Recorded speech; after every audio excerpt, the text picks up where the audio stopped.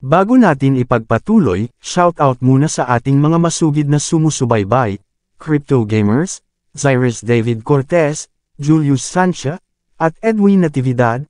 Maraming salamat po sa inyo. Kabanata 3911. Nagpapasalamat ako na pinapahalagahan mo ang aking kalusugan. Gagawa ako ng pagsusuri kapag may oras ako. Ngunit kailangan nating tapusin ang mga bagay dito. Kailangan na naming umalis ni Ellen. Malalim ang ekspresyon ng mukha ni Noemi. I wish you all the best. Masasabi ni Harvey na hindi siya pinaniwalaan ni Noemi matapos makita ang kahinahinalang hitsura sa kanyang mukha. Bakit hindi mo ako bigyan ng oras? Titingnan ko. Tama na, Harvey. Sinubukan kong iligtas ang mukha mo para kay Ellen. Itigil ang pagsubok na tumawid sa linya. Humakbang si Noemi at kinausap si Harvey sa boses na siya lang ang nakakarinig. Napabuntong hininga si Harvey, saka siya umalis nang hindi man lang umimik. Malamig nang umuso si Noemi bago isinakay ang kanyang anak sa Toyota Alphard. Nag-alinlangan si Ellen, at may gusto siyang sabihin, ngunit hindi niya magawang labanan ang sarili niyang ina. Niligtas ka nga ng taong iyon, okay. Tinalo din niya si Eden at ang Cobbs family. Pero hindi ka sigurado kung nakipagtulungan siya sa kanila para lokohin ka. Eden is your ex, and he almost take advantage of you, let alone the guy you just met. Hindi kita hahayaang makausap ng madalas ng lalaking iyon. Tuldok. Nag-cross-leg si Noemi, na malamig ang ekspresyon. Hindi mo rin masasabi sa lahat na boyfriend mo siya or something in public. Naiintindihan mo ba ako? Kahit na magpapakasal ka sa isang tao, kailangan mong pumili ng isang tao na mas mahusay kaysa sa lalaking iyon. Hindi ko hahayaang maging kaibigan mo ang isang lalaking ganyan, o maging boyfriend mo. Galit na galit si Noemi. Sapat na ang paghihirap niya matapos siyang biglaang hilahin sa labanan nina Harvey at ng Cobbs. Wala siyang magandang masabi tungkol kay Harvey, lalo na nang banggitin niya na may depekto ang sinaunang martial art ng kanyang pamilya. Sa tingin ba niya ay bihasa siya dahil lang sa kaunting martial arts? How dare he try to show off in front of me? Wala siyang pinagkaiba sa clown. Ano ang magagawa niya? Inisip ni Ellen ang sitwasyon bago tumanggo. Malapit nang matapos ang Cobb family sa puntong ito. Buti na lang naghiwalay na kayo ni Eden. Titingnan ko ang young master ng pamilya Lee o ang Blackburn City Martial Arts Alliance. Baka bigyan kita ng partner pagkatapos nito. Walang laban si Harvey sa'yo. In the first place, hindi man lang maikukumpara ang status niya sa iyo. Ang isang hamak na tao na tulad niya ay hindi kailanman magiging katugman ng isang diyosa na tulad mo. May gustong sabihin si Ellen, pero sa huli, bumantong hininga na lang siya bilang pagsang-ayon.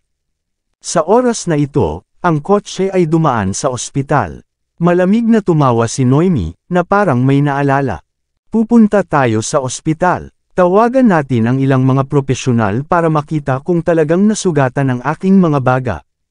Nagpasya siyang ipahiya si Harvey gamit ang matibay na ebidensya, at gustong sabihin sa kanyang anak na ang pagpapakitang tao ay hindi katumbas ng kanyang oras.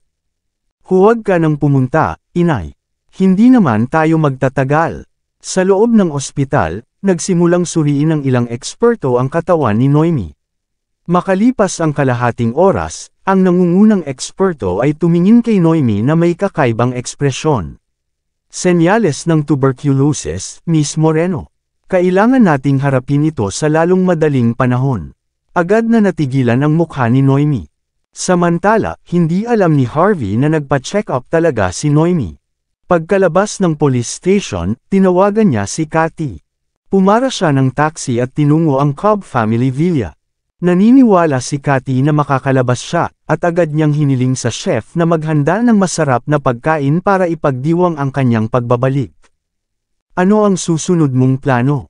Nakangiting ibinuhos ni Cathy kay Harvey ang isang baso ng red wine. Interesado siya sa pangako nitong bubuo ng pamilya para sa kanya. Gayunpaman, ito ang pinakamahusay na paraan ng pagkilos para sa kanya. Sa isang banda, hindi siya kailangang pilitin ni Lola Cobb at ng iba pang pamilyang Cobb. Sa kabilang banda, magkakaroon ng pagkakataon na maibalik ang pamilya. Tuldok, simple lang talaga. Dahil gustong-gusto ng pamilyang Cobb na manatili sa Blackburn City Martial Arts Alliance, kailangan lang natin silang putulin. Ibabalik ko ang organisasyon laban sa kanila. Soon, pagsilbihan nila tayo. Hanggat ang organisasyon ay nasa panig natin, ang negosyo ng pamilyang Cobb ay nasa ilalim ng iyong kumpletong kontrol. Sa hinaharap, ang tanging pamilya sa buong South Sea na pinangalanang Cobb ay magiging iyo. Ang pagkamuhi ni Harvey sa pamilya Cobb ay lumalim matapos kung paano sila patuloy na pinagbabantaan at gumamit ng lason. Kaya, hindi niya inisip na durugan sila gamit ang kanyang mga kamay. Ngumiti ng mahina si Cathy. Susunod ako sa plano mo, Sir York. Gayunpaman, hindi ako pwedeng umupo lang dito at panuurin kang gawin ang lahat, hindi ba? Iniisip ni Harvey ang sitwasyon. Kung tama ang pagkakaalala ko, ang pamilya mo ay nagbebenta ng gamot para mabuhay, di ba? Tumango si Cathy. Tama iyan. Ilang dekada na ang nakalipas, ang silver elixir ng aking pamilya ay sikat sa buong mundo. Anuman ang uri ng pisikal na pinsala, hanggat hindi ito nakamamatay, ang paggamit ng tamang dami ng gamot ay sapat na upang pigilan ang pagkawala ng dugo. Ngunit ito ay matagal na mula noong ginawa namin ang elixir. Ang orihinal na formula ay nawala sa oras. Ang tinatawag na silver elixir na mayroon kami ngayon ay isang diluted na produkto lamang na nabuo ng mga inapo nito pagkatapos ng maraming maingat na pagsasaliksik. Sabi nga, magagawa lang nito ang ika-10 bahagi ng magagawa ng orihinal. Ito ang isa sa mga dahilan kung bakit nagsisimulang masira ang mga pamilya. Tumango si Harvey, ang isang pamilyang umasa sa kanilang gamot ay tiyak na magdurusa ng husto pagkatapos mawala ang kanilang trademark formula. Paano ito? Mayroon akong formula dito, tingnan mo kung magagamit mo ito. Maaari nating gamitin ito upang bumuo ng isang merkado kung ito ay gagana. Gagamitin natin ito para buuin ang pamilya mo. Kinuha ni Harvey ang panulat at papel at nagsulat ng formula. Nakuha niya ang formula mula sa isang pari matapos siyang iligtas sa larangan ng digmaan noon. Sinabi sa kanya ng pari na ito ang isa sa pinakamagagandang halamang gamot sa buong mundo. Si Harvey ay walang medikal na kadalubhasaan, kaya itinago na lamang niya ang formula nang hindi kailanman ginagamit ito. Matapos mapaalalahanan ang tungkol sa gamot, agad niyang dinala ang paksa. Kinuha ni Cathy ang papel, na curious. Nang inig ang kanyang katawan pagkatapos niyang makita ang formula. Paano mo nalaman ang formula na ito, Sir York? Nagtatakang tanong niya. Kumunot ang noo ni Harvey. May problema ba? Huminga ng malalim si Cathy. Kung tama ang pagkakaalala ko, ito dapat ang orihinal na formula ng potion ng pamilya. Natigilan si Harvey matapos makita ang gulat na ekspresyon ni Cathy. Ito ay masyadong nagkataon. Iyon ay, maaaring gamitin ni Cathy ang formula upang muling buksan ang negosyo ng kanyang pamilya. Magagawa niyang ibalik ang nakaraang tagumpay ng pamilya sa pinakamaikling posibleng panahon. Habang nag-uusap ang dalawa kung paano ipasok ang formula sa produksyon, biglang tumunog ang telepono ni Cathy. Nagdilim ang mukha ni Cathy nang kunin niya ang telepono. Sa kasamaang palad kailangan kitang biguin, Sir York, sabi niya, na nakayuko ang ulo. Nagawa ni Gale na i-freeze ang bawat asset na mayroon ako sa South Sea sa pamamagitan ng pagdemanda sa akin. Na-freeze ang iyong asset. Mapait na tumawa si Cathy, hindi niya inaasahan na magiging ganito kawalang hiya ang pamilya Cobb. Kung hindi para sa isang tao sa pamilya Cobb na alertuhan si Gale, hindi niya agad didemanda si Cathy. Si Gale at ang Blackburn City Martial Arts Alliance. Ngumiti si Harvey at tinapik ang malambot na kamay ni Cathy. Pagkatapos nito, nag-dial siya ng numero. Huwag kang mag-alala, ako na ang bahala dito. Sabi ko sa'yo tutulungan kita. Ako ay isang tao ng aking salita. Vroom. 10:00 ng gabi isang van ang nakaparada sa kalye sa labas ng beach bar. Nakita si Julian na papalabas ng van kasama si Irene at ilang mga tauhan nila. Pumasok ang crew sa bar, bago tumuloy sa loob ng bar. Nandito sila para hanapin si Gale. Muffled sounds sounded everywhere nang bumukas ang pinto. Ligtas na sabihin, ang bar sa ilalim ng pangalang Galak ay umuunlad. Wala talagang bakanteng upuan. Marami ang nasa dance floor, umiikot at gumagalaw ang kanilang mga katawan. Ang lahat ng mga kababaihan ay napapaligiran ng hindi bababa sa ilang mga lalaki na may mga mulal aswang ekspresyon, at ito ay isang napaka-sensual na eksena, na ang lahat ay aktibong nang aakit sa isa't isa. Walang tigil ang pag-iingay ng musika mula sa mga tagapagsalita, na nakadagdag sa pananabik ng mga manunood. Naningkit ang mata ni Julian sa nakitang nasa harapan niya, saka ngumiti kay Irene. Nahanap ko ang sagot. Ang bar na ito ay pinapatakbo sa pangalan ni Gale. Kadalasan dito tumatambay si Gale. Narinig ko na maraming mas mataas na tao mula sa Blackburn City Martial Arts Alliance ang gustong pumunta dito. Natural lang na umunlad ang bar, dahil walang maglalakas loob na gumawa ng gulo dito. Tumingin si Irene sa paligid at tumango. Mukhang may kaya si Gale. Hindi mahalaga, uod lang siya kumpara kay Sir York. Napangisi si Julian. Pagkatapos, dinala niya si Irene sa isang kwarto sa ikalawang palapag. Nakabook na ako ng pinakamarangyang kwarto dito. Hindi magiging mahirap para kay Gale na mag-toast sa atin kapag nakuha natin ang dragon set, di ba? Kapag nangyari iyon, ipapatumba natin siya at dadalhin sa kay Sir York. Isa lang siyang baldado sa ngayon. Hindi na natin kailangan si Sir York na gumawa ng ganito ng mag-isa. Tumango si Irene, sa kasinulyapan ng ilang lalaking nakasut na mukhang matatag na nakatayo sa sulok ng silid. Gayunpaman, dapat ba tayong humingi ng mas maraming tao upang tulungan tayo? Nakakunot ang noo niyang tanong. Hindi na kailangan. Hindi natin nais na makaakit ng hindi kinakailangang atensyon. Napakayabang ni Julian, dahil nakita niyang tinapakan ni Harvey si Jace noon. Hindi kumibo si Irene nang makita niyang desididong kumilos si Julian. Inutusan sila ni Harvey na kunin si Gale para makipag-usap. Kung humingi sila ng karagdagang tulong, maaaring magsimulang magduda si Harvey sa kanilang mga kakayahan. Maya-maya, 5 tao ang umupo sa kwarto. Hindi masyadong malaki ang kwarto pero napakaganda nito, kitang-kita mula roon ang dance floor. Parang langgam ang mga tao sa labas ng bintana. Ang pagsipsip ng masarap na alak habang pinagmamasdan ng mga dilag na nababaliw ay magpaparamdam sa sinuman na siya ay isang hari, at isa talaga ito sa pinakadakilang kasiyahan sa buhay. Mga mahal kong bisita, ano ang gusto mong makuha? Hindi nagtagal si Julian at ang iba pa hanggang sa lumitaw ang isang katulong na nakasuot ng damit ng nurse, at ang medyas ay nakabalot sa kanyang mga payat na binti at nagbigay ng sensual na paningin. Kung iuutos ko ang dragon set, dito ka mananatili sa akin magdamag, di ba?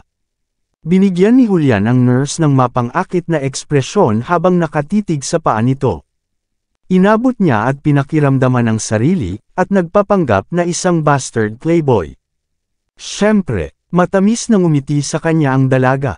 Pero kung gusto mong magpalipas ako ng gabi, mas mabuting mag-order ka ng 2 set.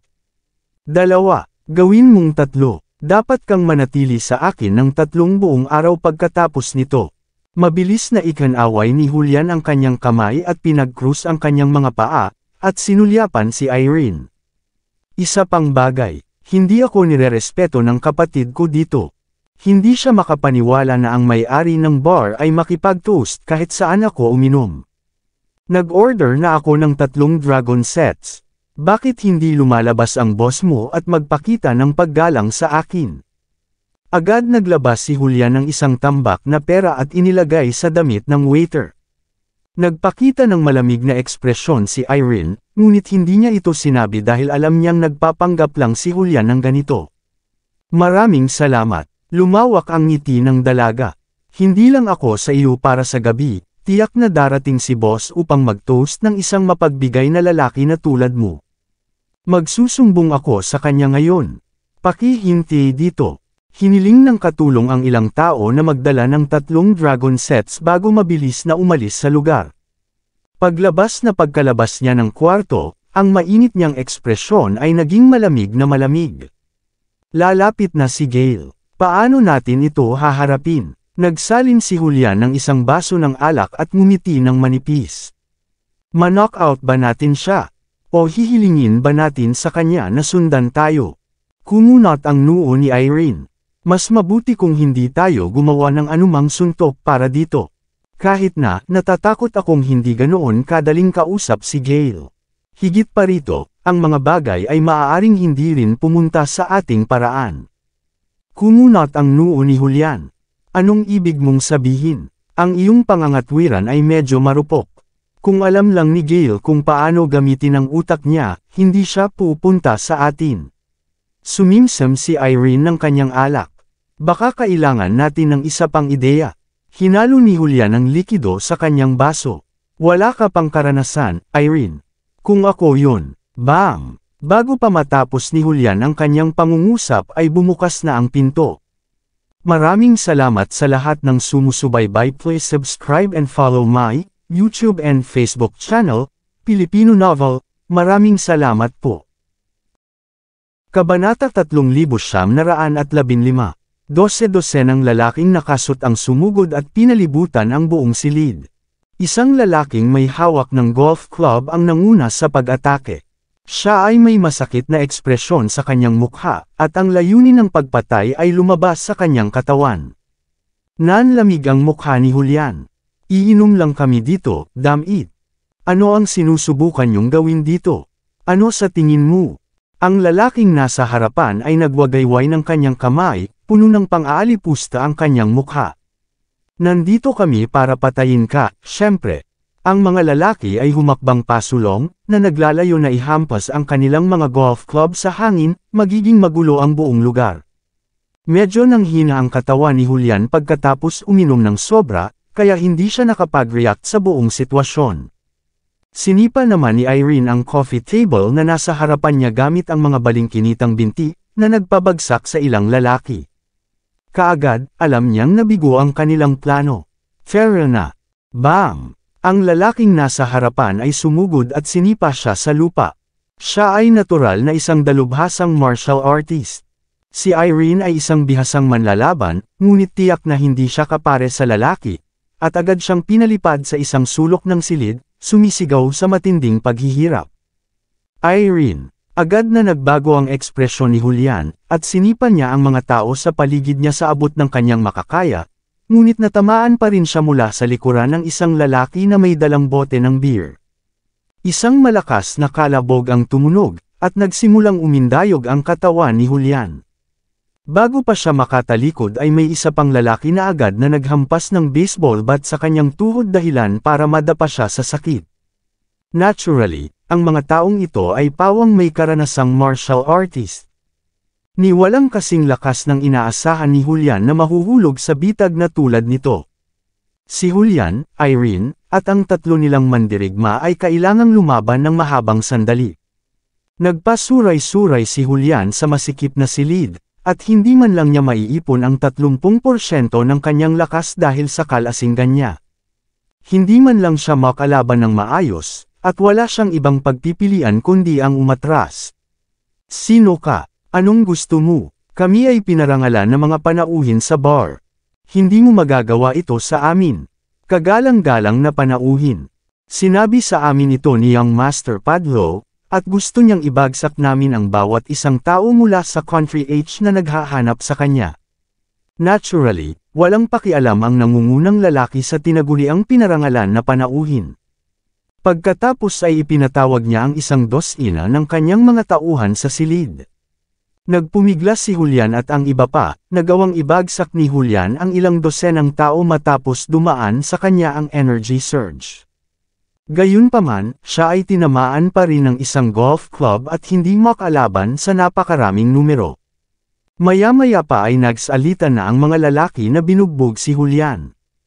Galit talaga si Julian. Siya ang pinuno ng St. Rhys ng York, nagawa niyang tiisin ang karamihan sa mga paghihirap sa labas at sa loob ng lungsod ng Blackburn. Hindi niya akalain na siya ay magdurusa ng labis mula sa kaunting kapabayaan, at sobrang sama ng loob niya. Sabi nga, walang paraan para lumaban. Bagamat hindi ka pani-paniwalang nakakahiya na gawin ito, halos hindi nagawang e-text ni Julian si Harvey para sa tulong. Galit na sumigaw si Julian at sumuray-suray mula sa lupa, at inihagis ang bote ng beer pasulong, bam! Ang salamin ay nababasag kung saan-saan kapag ang bote ay tumama sa ulo ng isang lalaki, bakas din ang dugo sa mukha ng lalaki. Namilog ang kanyang mga mata sa gulat, at nagdilim ang kanyang mukha. Bugbugin mo siya ngayon din. Ako ang mananagot dito mamaya. Bam, bam, bam. Nang marinig ang kanyang utos, lahat ng lalaki ay nagsimulang maghagis ng mga bote ng beer kay Julian York. Halos hindi napigilan ni Julian ang ilang pag-atake ngunit tinamaan pa rin siya noon. Bam! Pagkatapos, hinampas ng lalaking nangunguna ang kanyang golf club sa likuran ni Julian. Isang subaw ng dugo ang lumabas sa kanyang bibig bago siya nagpatuloy sa pamimilit sa lupa. Tumigil ka na, sumigaw si Irene Johnson. Pagsisisihan mo ito, sampal. Sinampal ng nangungunang lalaki si Irene sa mukha. Pagsisisihan, oo naman, may sasabihin ako sa'yo. Kayong mga taga-bansa H ay walang karapatan na nasa harapan namin. Sa tingin mo kaya mong magpakitang gilas dito dahil lang sa kaunting pera mo? Gusto mo bang makipag-toast si Young Master Padlo sa iyo? Gusto mo lang siyang mahuli pagdating niya rito, di ba? Sinabi na niya sa amin na sirain ang bawat isang tao mula sa bansa H dito. Pumunta ka, talunin mo sila. Ang 12-dosenang mga lalaki sa likod niya ay natawa bago sila naging mas malupit at nagmamadali sa kanilang mga pag-atake. Kahit ang isang magandang babae na tulad ni Irene ay lubos na hindi nakaligtas. Punit-punit lahat ng damit niya ng masampal. Agad na nagningning ang mga mata ng lalaki nang makita ang hubad na balat ng babae. Ilang lalaki ang nagpakita ng malademonyong ngiti habang pasulong sila para hubaran si Irene. Mabilis na itinabi ni Julian ang mga lalaki bago tumayo sa harapan ni Irene habang puno ng dugo ang bibig. Pagsisisihan mo ito kung hindi ka titigil ngayon. Galit na nagngangalit ang mga ngipin ni Julian. Ito ang unang pagkakataon na nagdusa siya ng ganito pagkatapos ng mahabang panahon sa underworld. Pagsisihan, tumawa ng malamig na ekspresyon ang lalaking nangunguna. Ako si Rooster, ay matagal nang nakaligtas sa underworld. Ni minsan hindi ko naranasan ang ganitong pakiramdam. At saka, hindi mo naman siguro alam kung sino ang nasa likod ni Young Master Padlo, di ba? Parehong nakatayo sa likod nito ang Blackburn City at ang South Sea Martial Arts Alliance. Sa background na ganyan, sa tingin mo ba may pagsisisihan kami? Pagkatapos, kinuha ni Rooster ang bote ng beer bago ito hinampas sa ulo ni Julian. Tumalsik ang dugo kung saan-saan nang bumagsak si Julian sa lupa. Wala na siyang lakas para makabangon pa. Nilapag agad si Irene sa mesa. Tahimik na nilunok ng mga tao ang kanilang laway, at matiyag ang naghihintay sa kanyang mga utos. Magsalita, sino ka? Ano ang gusto mong makamit para madala si Young Master Padlo dito? Tinapakan ni Rooster ang ulo ni Julian habang nagpapakita ng nakakaawang ngiti. Mamamatay na sana si Julian noon kung hindi siya martial artist.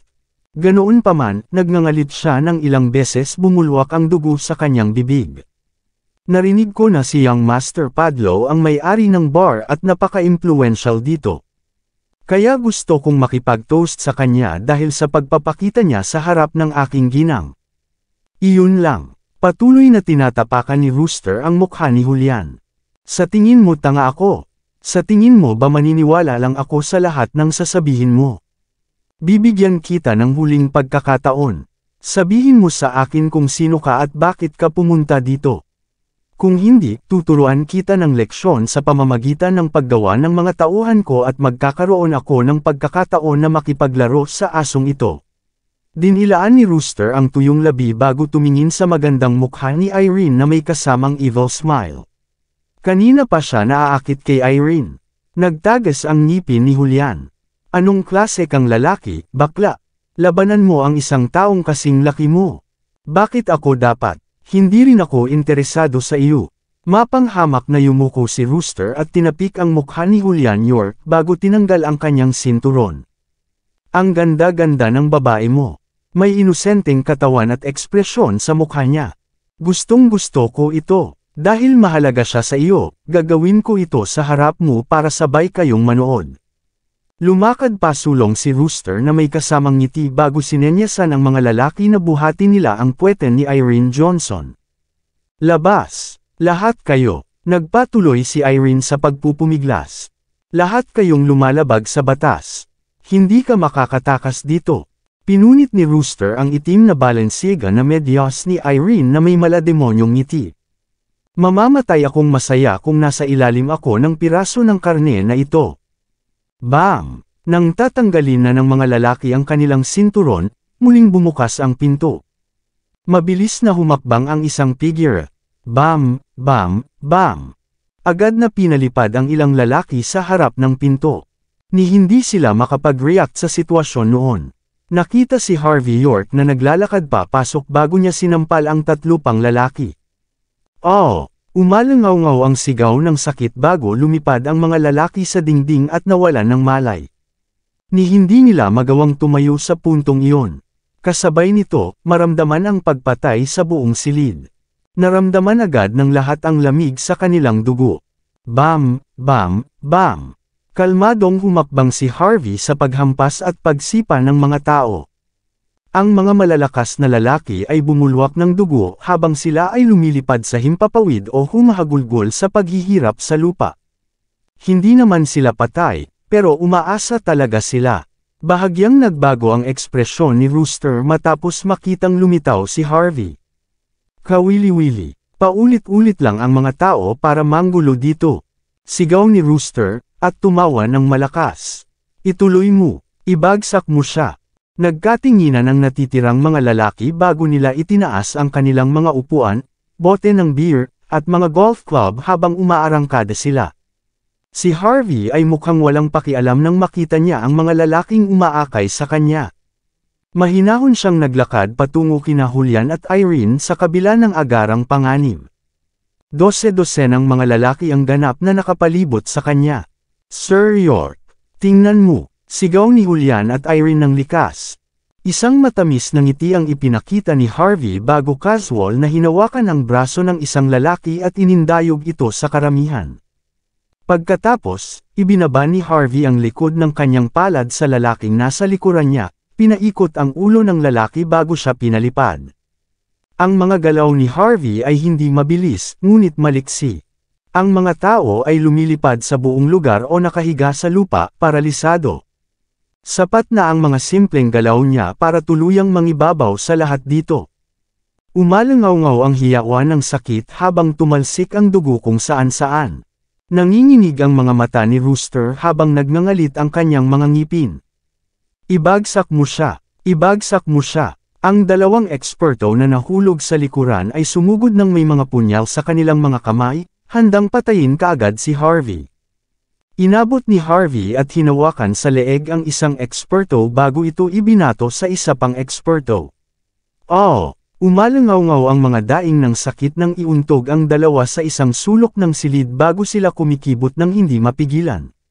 Hindi man lang sila naglakas loob na tumayo sa sandaling iyon. Sa loob lamang ng 10 segundo, ganap na nawasak ang lahat. Ang mga mata ni Rooster ay patuloy na kumikibot sa nakita. Gusto niyang humakbang pasulong, ngunit napansin niyang patuloy na nanginginig ang kanyang katawan. Halos hindi nakuha ni Rooster ang kanyang huling beat ng lakas ng loob ng titigan niya si Harvey York. Sino ka, anak? Malamig na tingin niyang tanong. Nagsanay siya sa Blackburn City Martial Arts Alliance sa loob ng maraming taon. Nakalaban na rin niya ang maraming eksperto sa kanyang buhay. Marami na rin siyang nakalaban sa Golden Triangle noon, ngunit ito ang unang pagkakataon na nakakita siya ng kasing lakas ni Harvey. Bam! Ibinaba ni Harvey ang kanyang paa pasulong nang hindi nag-aksaya ng 1 segundo. Si Rooster ay likas na humarang gamit ang kanyang mga kamay, ngunit agad itong nabali. Siya ay pinalipad sa isang marmol na haligi bago dumausdas pababa ng dahan-dahan. Damaloy ang dugo sa bawat sugat niya. Sobrang sakit ang naramdaman niya. May gusto siyang sabihin pero hindi siya makapagsalita sa huli. Baliw siya. Nakakatakot ang kapangyarihan ni Harvey.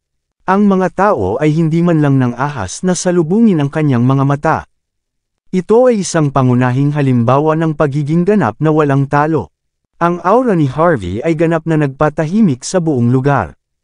Napatigil ang mga taong nagsisigawan sa sakit, sa takot na magalit si Harvey dahil sa kanila. Lumapit si Harvey kay Irene bago inalok ang jacket niya. Ayos ka lang. Nagtatampo na sabi ni Harvey. Natigilan sandali si Irene Johnson bago nagpakita ng mahinang ngiti. Okay lang ako. Nagpakita ng panghihinayang na ekspresyon si Julian York. Paumanhin, Mr. York. Pinahiya talaga kita. Naging pabaaya ako. Hindi lang ako nagdala ng sapat na mga tao, ngunit pinigilan ko rin ang aking sarili na makipaglaban dahil sa alak. Natural, tinuruan si Julian ng mahalagang aral sa pagkakataong ito. Higit sa lahat dahil minamaliit niya ang mga kakayahan ni Gail Padlow. Hindi lang iyon, kinailangan pang gawin ni Harvey ang lahat. Para sa isang subordinate tulad ni Julian, ito ay lubhang nakakahiya. Hindi naman talaga nakakahiya. Nakipaglaban ka sa 12-dosenang mga martial artist at nakaligtas pa ng ganito katagal. Magaling. Gayunpaman, dapat kang uminom ng mas kaunti sa susunod. Palalabuin nito ang iyong paghatol. Pinunasan ni Harvey ang dugo sa mukha ni Irene habang nagsasalita. Duguan ang buong mukha ng babae. Puno ng galos at pasa ang buong katawan niya.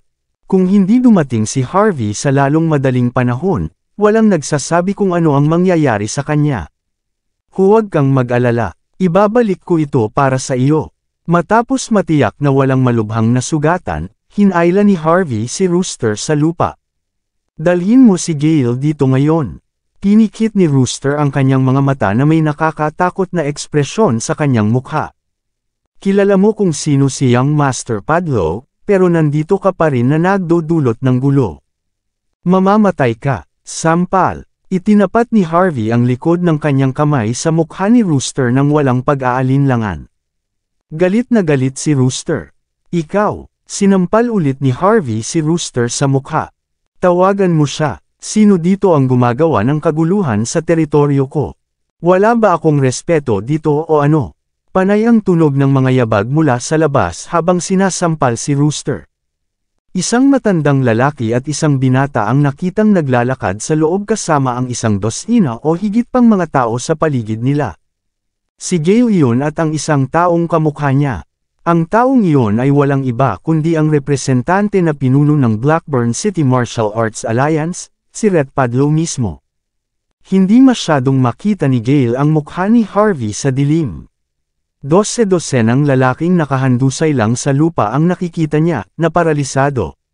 Maya-maya pa, isang malamig na ekspresyon ang bumungad sa kanyang mukha. Itinaas ni Gail ang kamay na natatakpan ng plaster bago tinuro si Harvey. Mayroon kang lakas ng loob, na binubugbog ang aking mga tao sa sarili kong teritoryo. Sigaw niya sabay tawa ng malamig. Agad na nagdilim ang mukha ni Gail Padlow. Kumilos ka ng isa pang beses kung maglakas loob ka. Sampal. Narito siya. Ano ang gagawin mo? Nagalit agad si Gail. Napuno siya ng hindi mapigil ang galit matapos makitang sinampal ni Harvey York ang kanyang kampon. Ito ay hindi isang hamon, kundi provocation ito. Ang ilan sa mga dilag ay hindi masyadong makita ang mukha ni Harvey, ngunit napagpasyahan na nila na siya ay isang probinsyanong tanga lamang sa paraan ng kanyang pananamit. How dare someone like him even challenge someone like young Master Padlow? Dapat may death wish siya o ano? Ito ang Lost City Bar, ang pinakamalaking nightclub sa lungsod ng Blackburn.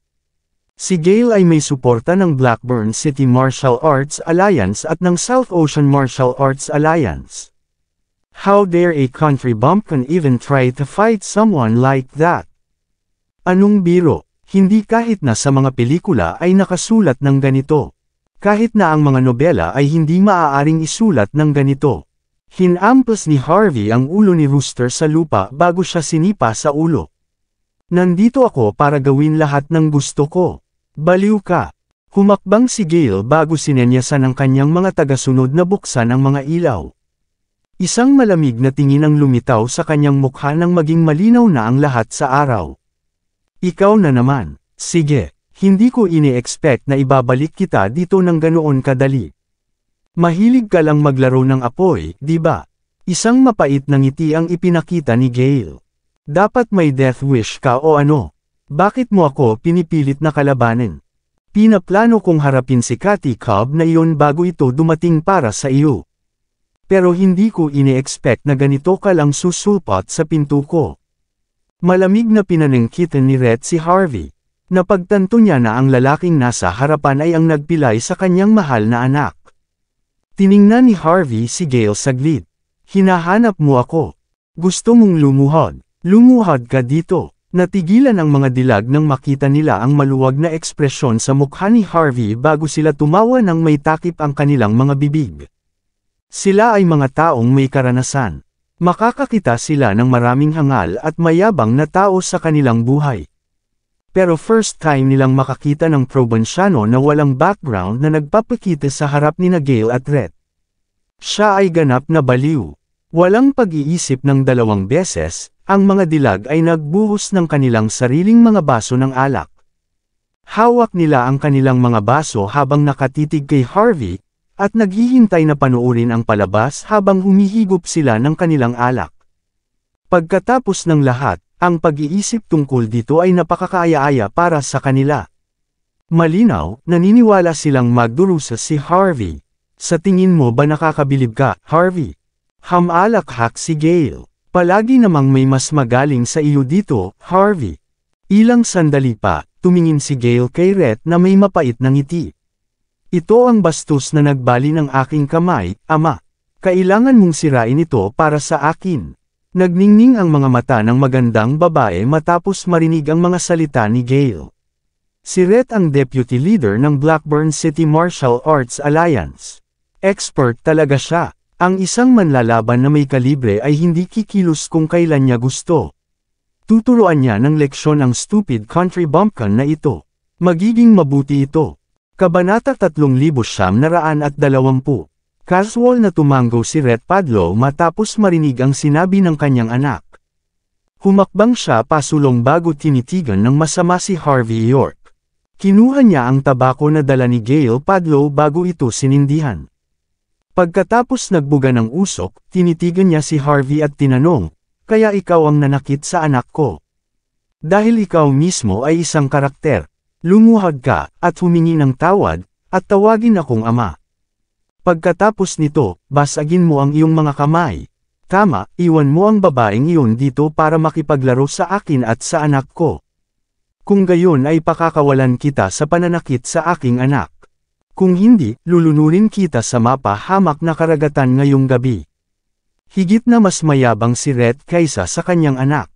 Hamalakhak si Harvey matapos makita ang mapang-asar na mukha ni Rhett. Deputy Leader Padlow, tama ba? Ikaw ang deputy leader ng Blackburn City Martial Arts Alliance. Isa kang taong may pambihirang katayuan. Wala ka bang prinsipyo? Hindi ka ba magiging hindi makatwiran tungkol dito? Hindi ba mahalaga sa iyo ang batas? Bakit hindi mo tanungin kung bakit ko nilumpo ang iyong anak noong una? Bumuga ulit ng usok si Rhett na walang pakialam. Wala akong pakialam kung bakit mo siya pinigilan, ngunit ang pakikipaglaban sa kanya ay katumbas ng pagsalungat sa akin. Ang pagkontra sa akin ay nangangahulugang sinasalungat mo ang Blackburn City Martial Arts Alliance. Sapat na makipag-usap sa akin tungkol sa batas. Ako ay batas dito sa Blackburn City. Huminga ng malamig na tawa si Gale.